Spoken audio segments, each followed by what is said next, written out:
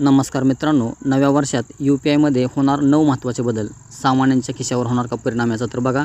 RBIने UPIच्या नियमातील नवीन महत्त्वाचे 9 बदल केले आहेत. 2024 पासून 1 जानेवारी 2024 पासून हे बदल लागू होणार आहेत. त्यामधला पहिला बदल बघूया आपण बघा. GPay म्हणजे गुगल पे, फोनपे, पेटीएम, भीम ॲप फोनद्वारे इन्स्टॉल केलेले असून जानेवारी 2023 ते डिसेंबर 2023 या कालावधी ॲपचा तुम्ही एकदाही वापर केला नसल्यास 1 जानेवारी 2024 पासून तुमचा UPI ID ब्लॉक करून सुरक्षेच्या कारणास्तव तात्पुरत्या स्वरूपात बंद केला जाणार आहे. हा पहिला नियम. दुसरा नियम बघा. दररोजची UPI व्यवहार करण्याची क्षमता मर्यादा आता 1 लाख रुपयापर्यंत केली गेलेली आहे सामान्य माणसासाठी आणि शैक्षणिक संस्था आणि रुग्णालयासाठी ती 5 लाख रुपयापर्यंत केली गेली आहे. तिसरा नियम. चौथा नियम आहे. 2000 रुपयापेक्षा जास्त सेटलमेंट करायचे असेल तर आता 4 तास लागणार आहेत. RBIनं सायबर गुन्हेगार रोखण्यासाठी हा बदल केलेला आहे. पाचवा बदल आहे. UPIद्वारे तुम्ही नवीन व्यक्ती किंवा दुकानदाराला पेमेंट केले तर 4 तासात तुम्ही ते कॅन्सल करू शकणार आहात.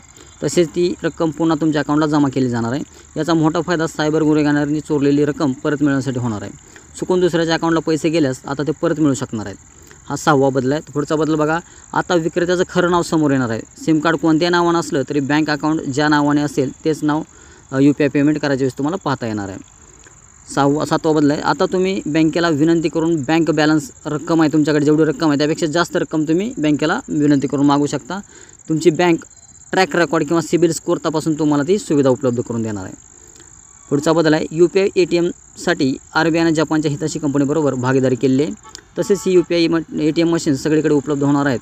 जसं की डेबिट कार्डद्वारे आपण ATMमधून पैसे काढतो आता तशाच पद्धतीनं ATM मशीनद्वारे QR कोड स्कॅन करून तुम्हाला पैसे काढता येणार आहेत. म्हणजे हे UPIचे ATM मशीन्स वेगळे असणार आहेत. तुम्ही जसं डेबिट कार्ड टाकता तसंच आता फक्त कोड टाकायचा, तुमचा स्कॅन दाखवायचा, त्या स्कॅनवर तुम्हाला पैसे मिळतील. पुढचा बदल आहे. UPI वॉलेटमधून पेमेंट केल्यास 1.1% सर्व्हिस चार्ज द्यावा लागणार आहे. म्हणजे एवढे बदल 2024 पासून लागू होणार आहेत.